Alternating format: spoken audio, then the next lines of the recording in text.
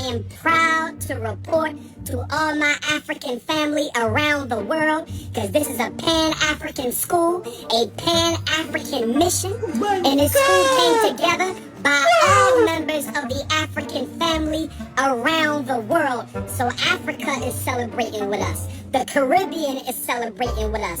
Our European African brothers and sisters, the ones in Asia and Australia, Canada, and the South Pacific, my Brazilian Africans, my Honduran Africans, we got Cuban Africans and Rican Africans who are celebrating with us. We did it, brothers and sisters. Dr. Umar.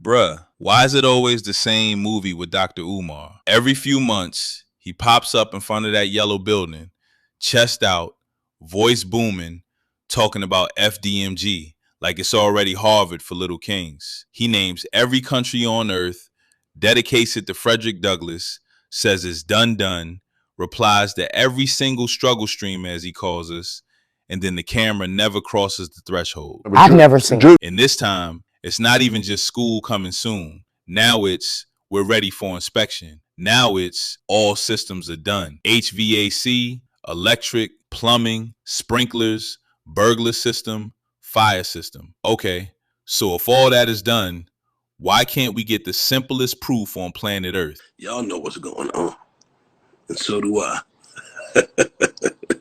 Not a tour, not a walkthrough, not even 5 seconds inside to shut everybody up. Just more speeches, more symbolism, more hit the PayPal, more my circle is so tight. Yeah, it's so tight it's a dot, and he the dot. So in this video, I'm going to show you what he said, what changed since the last update, and why to me this done again talk feels like pressure response, not progress. Let's get into it. Bruh, it's always the same movie with him. Same angle, same building, same victory speech, same we did it. This time, he popped up acting like it's not even a debate anymore, like it's settled, like the whole internet is just behind. He's out there saying the school is done again. Not almost, not soon, done.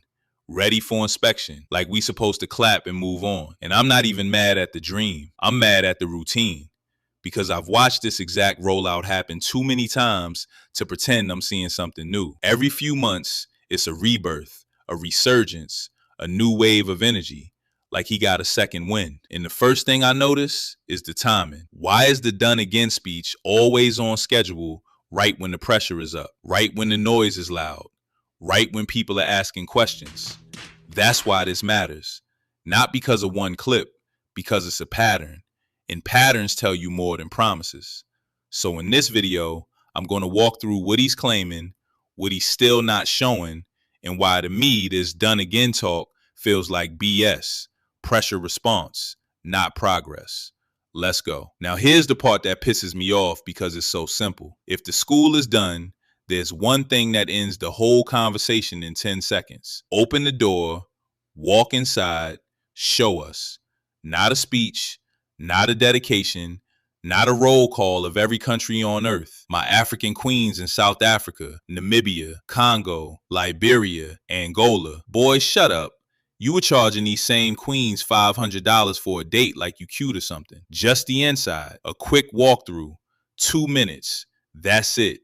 Because if you truly finished HVAC, electric, plumbing, sprinklers, fire system, burglar system, all that, then the inside should look like something, even if it's not decorated yet, even if it's not furnished yet, because we know for sure it isn't, but it should still look like a place that passed real work. So when the camera never crosses the threshold, I don't hear confidence. I hear avoidance. I beg your pardon. I beg your pardon. And this what people got to understand. Those that come attack me like I'm wrong for holding this ninja accountable. When somebody is winning, they don't argue. They show. When somebody is telling the truth, They don't need a 10-minute monologue to convince you. They just do the simplest proof possible. So every time he does a done again announcement but stays outside, it screams one thing to me. He knows what the inside would do to the story. That's it. The inside would change the story, one way or the other. And the fact he won't let us see it tells me he does not want that story to change. Now let's talk about the checklist speech. Because he didn't just say we're close. He started naming systems like he's reading off a contractor invoice. HVAC done, electric done, plumbing done, sprinklers done, fire done, burglar done, all systems done. Okay, cool. So show it. We ain't saying show us a blueprint, not saying show us every single wire. We saying if all systems are done, the building should look like it's been worked on. You should be able to step inside and show clean floors, functional lighting, finished rooms, something that screams progress. But instead of receipts, we get vocabulary. That's one of the oldest tricks in the book. When you can't show progress, you talk progress. You start using technical words because technical words sound expensive. And expensive sounds like donations were used right. Then repeat things 69 times. So now the audience hears HVAC and sprinklers and fire systems and thinks, oh yeah, okay, the work must be real. You are so dumb. You are really dumb. For real. But what I'm watching is a pattern where the words get more specific while the proof stays the same. He get more detailed in speech, but still won't do the most basic thing, open the door. And once you notice that, you can't unsee it. Now he's saying, we ready for inspection. That's the new flex, because inspection sounds official. It sounds like government. It sounds like paperwork. It sounds like you finally at the finish line. I saw some videos today where folks are already congratulating him for the work, celebrating because the school is finally done. I'm looking at it and I'm like, hey, bro, come on now, dog. Come on, man. Yo, am I a hater? Am I a negative person? Because ain't no way y'all will keep falling for this after 100 years of the same BS. But here's what I'm looking at. If you are truly ready for inspection, you should be able to show the inside without fear.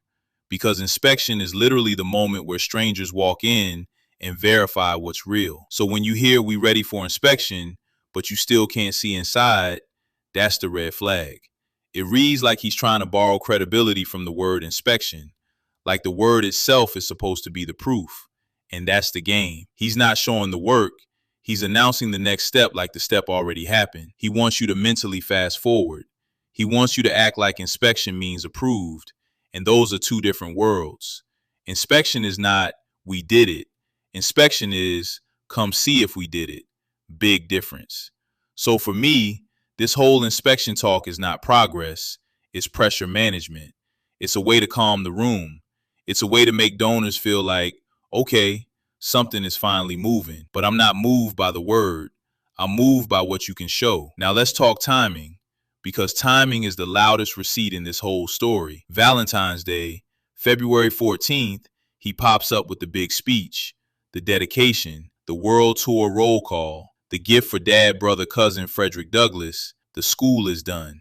Then right after, you got more people talking, more reaction content, more heat, more questions.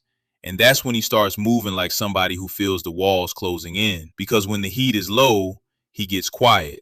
But when the heat is high, he shows up in front of that building, loud, ceremonial, dramatic. That tells me everything. You are a black boy in Africa, and I'm not an idiot. Do you understand that part yet? Hello, goodbye, black boy. It's not that he suddenly got inspired by Frederick Douglass's birthday. It's that the moment required a headline. And this is why I keep calling it the same movie. The plot doesn't change. Only the date changes. Same building, same speech style, same done again, same inspection coming, same y'all haters, same hit the PayPal. And when you see it that way, you stop getting hypnotized by the emotion, because that's what he uses. He wraps the ask in pride. He wraps the ask in history. He wraps the ask in black love. But the structure underneath is still, give me money and trust me. And this is why this donor list talk makes sense. He says you can't attend, you can't participate, you can't be around nothing connected to FDMG unless you donate it. Even if it's $20, just pay something.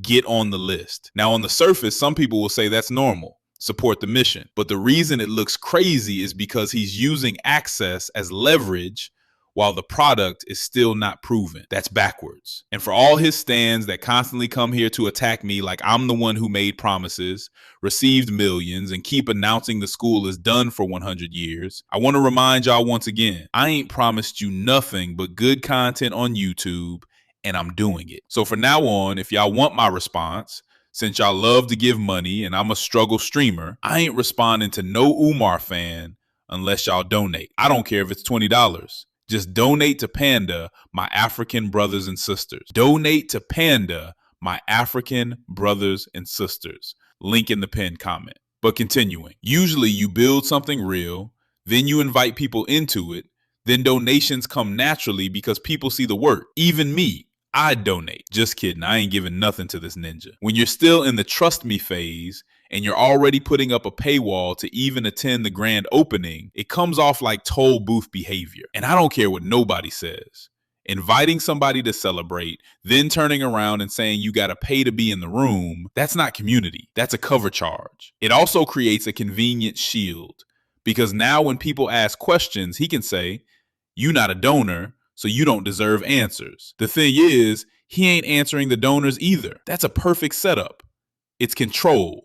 It's gatekeeping, and it's also a way to avoid accountability while still collecting. So yeah, I'm looking at that donor list rule as a pressure tactic, not a policy. Because if you truly got something to celebrate, you don't need to force people to pay just to witness it. Now let's talk about one of his favorite lines. My circle is so tight. He says it like it's a flex, like secrecy equals legitimacy. But to me, you're broke!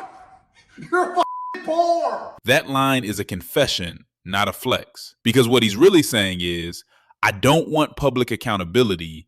I only want private loyalty. And that's fine when you're running a surprise party. It's not fine when you've been fundraising for years in front of the public. You can't build a project on public hype, then hide behind privacy when the questions come. That's backwards. And the funniest part is, he says only donors get answers, like donors are a tiny private club. But the whole reason this got traction is because regular people donated believing in the mission. So when he acts like nobody knows anything unless we tell them, I'm like, okay, then show us. Because secrecy is not proof. Secrecy is just a convenient way to avoid getting checked.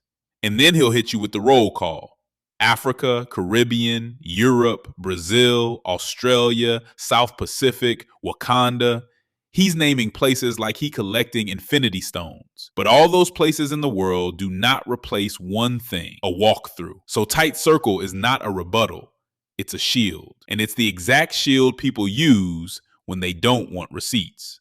Then we got the systems list. HVAC, electric, plumbing, sprinklers, burglar system, fire system, all done. Cool. But I need y'all to understand what that list is doing psychologically. That list is word magic because most people don't know how any of that works. Most people can't verify it. So it sounds impressive automatically. It's like when somebody tells you, yeah, I got a portfolio, a diversified allocation, and I'm hedged against volatility. Okay, and where's the money? Same thing here. You can name every system in a building. That does not mean the building is ready for kids. It does not mean the building passed inspections. It does not mean the building is safe. And if it's all done, it should be easy to show. Even a quick clip. Walk through the hallway. Show the classrooms. Show the bathrooms. Show the electrical room from the door. Show the sprinkler heads. Do you understand the words that are coming out of my mouth? Anything. But instead, he gives you the vocabulary of completion without the visuals of completion. That's the pattern. He keeps trying to win with language. And I'm sorry, this is a physical project. This is not a poem. Now here's the main point. The finish line keeps moving. First it was, we buying the building. Then it was, we renovating. We almost done. We waiting on certificate. Now it's, we ready for inspection. And after inspection, it's gonna become something else. Some new bullshit to keep us on the loop, because that's how the cycle works. And this is why people say done again, because done is not a status with him. It's a strategy. It's something he repeats every time the heat rises. Every time people stop donating, every time a new wave of criticism hits, he drops the word done like a reset button. It's like, y'all forgot the last chapter, so let me restart the story. And I'm telling you, it's not even about whether the school can exist. A black school can exist.